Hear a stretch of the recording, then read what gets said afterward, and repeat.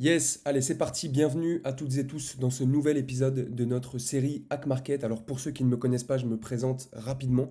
Moi, c'est Max et j'ai fondé l'application Passion Trade qui vous aide à progresser dans votre trading, donc trader en étant accompagné tous les jours sur le marché et qui vous permet, dans un second temps, d'atteindre des résultats assez incroyables tous les mois avec votre trading. Vous avez d'ailleurs le lien dans la description pour télécharger notre application qui est disponible sur les stores, que ce soit sur l'Apple Store ou le Play Store. Je vous laisse télécharger l'application et on commence de suite.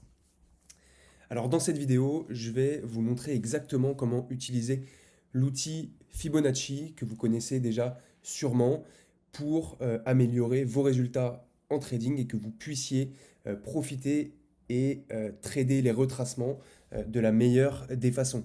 Alors Fibonacci, c'est assez mal perçu en règle générale parce que beaucoup pensent que c'est un outil trop technique ou alors inutilement complexe. Alors en réalité, il a un raisonnement très simple et je le répète d'ailleurs assez souvent. Vous devez implémenter des choses simples dans votre trading et dans votre façon d'analyser les marchés parce que c'est ce qui fonctionne en général le mieux et ça vous permet derrière d'appliquer un plan qui est basé sur des choses simples et donc c'est beaucoup plus simple si vous voulez de suivre un plan quand on l'a construit autour de choses qui sont entre guillemets très simples. Ok. Alors l'outil Fibonacci va tout simplement vous permettre de repérer des zones ultra pertinentes sur lesquelles intervenir, prendre des positions après une impulsion de marché. Alors on a des impulsions tout le temps, sur toutes les unités de temps. Je vous recommande d'utiliser Fibo quand même sur des unités de temps assez larges. Ok, on ne va pas utiliser un Fibonacci sur une ou deux minutes. Ça n'a pas grand intérêt. Euh, L'avantage de Fibo, c'est de pouvoir avoir les mêmes zones que tous ceux qui ont laissé passer une impulsion. Par exemple, si on prend celle-là, si on isole cette impulsion, euh, il y en a sûrement beaucoup qui n'ont pas profité de ce mouvement-là et donc qui voulaient rentrer dans le marché suite à ça. Ok.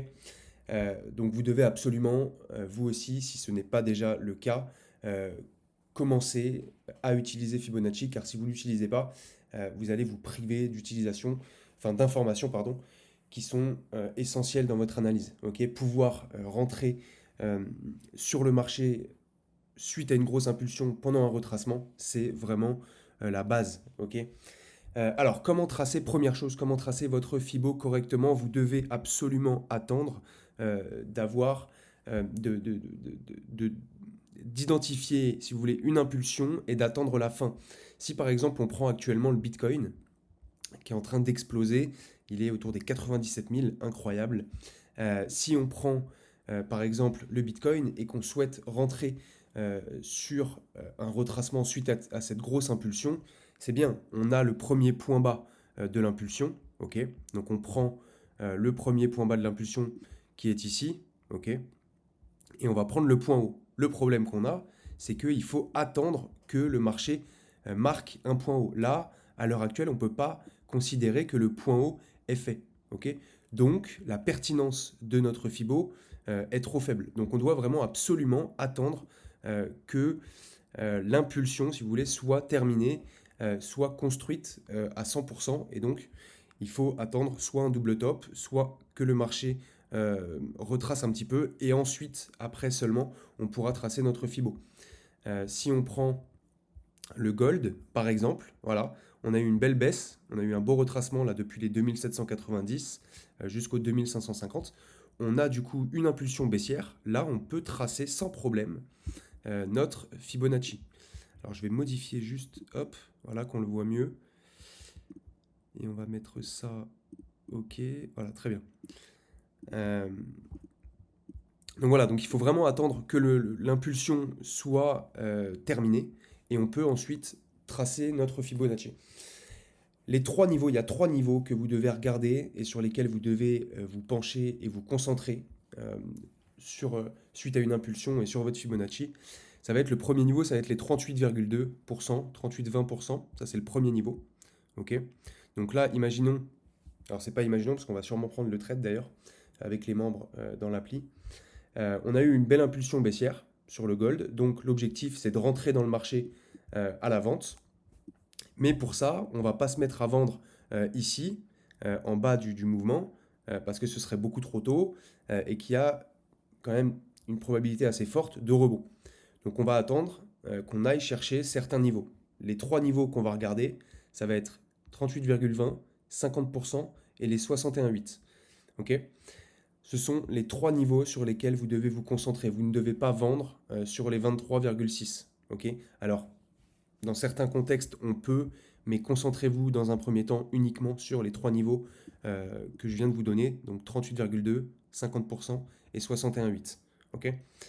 Euh, alors vous pouvez par exemple, alors là on est sur du daily, mais on peut très bien avoir une impulsion sur de l'intraday, donc une impulsion en 5-15 minutes. Ok, ça se trade aussi, on peut très bien tracer notre Fibo pareil sur ce genre d'impulsion. Là, si on regarde cette impulsion-là, on peut prendre même voilà, celle-ci. Là, on voit que le marché casse la zone support, va sur le support d'en dessous. Donc l'objectif, c'est quand même de rentrer à la vente sur du plus court terme. Donc ce qu'on fait, c'est qu'on trace notre Fibo juste ici, ok, jusqu'au point bas ici. Donc quand on arrive ici, là, il faut attendre vraiment que le mouvement soit terminé. Ok, on voit que le mouvement, on va rechercher un plus bas. Quand on remonte ici, on peut enfin tracer notre Fibo et attendre du coup le 38,20 qui n'a rien donné, le 50 qui n'a rien donné, et on voit ici que c'est le 61,8 qui a donné un très bon point d'entrée. Et donc on passait vendeur ici avec un stop loss à 100-200 points, et on allait rechercher dans un premier temps par exemple les 38,20, donc ici, puis les 23, puis un nouveau plus bas. Ok, regardez un petit peu la précision, même sur des mouvements à plus court terme, en 15 minutes, on arrive quand même à avoir des très bons points d'entrée avec uniquement 3 niveaux. Donc si vous voyez qu'on n'a pas de signal, que vous n'avez pas de signal sur les 38,20, vous attendez le niveau d'après. Ok, pareil, sur le 50, si vous n'avez pas de beaux signaux, eh ben vous attendez la zone d'après. Quand vous rentrez sur les 50, en général, essayez de faire en sorte que votre stop loss soit placé au-dessus que le 61,8. Ok, parce que le marché, s'il veut faire un petit excès, il le fera sur les 61,8. On va essayer d'aller chercher d'autres exemples après. Mais voilà, je voulais quand même vous dire, c'était important de regarder ces fameux trois niveaux, donc 38,20, 50% et 61,8. Ok, on peut aller regarder d'autres exemples, on peut aller regarder sur le dos, donc on peut reprendre du coup ce mouvement-là, cette impulsion qu'on a isolée.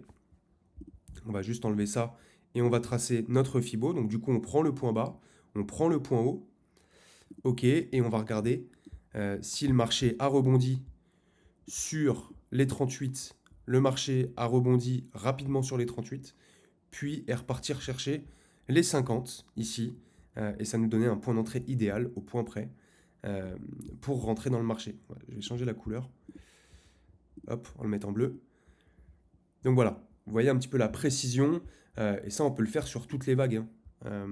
Si on prend un autre mouvement, si on prend par exemple, si on isole toute cette partie-là, tout ce mouvement haussier, et qu'on vient tracer notre Fibo, ok, avec du coup le point bas ici. Alors est-ce que ça a réagi? Alors le 23%, premier niveau, on ne le regarde pas. On regarde le 38, ok, petite réaction, mais rien de fou. Et par contre sur le 50, encore une fois, au point près, ça a super bien réagi.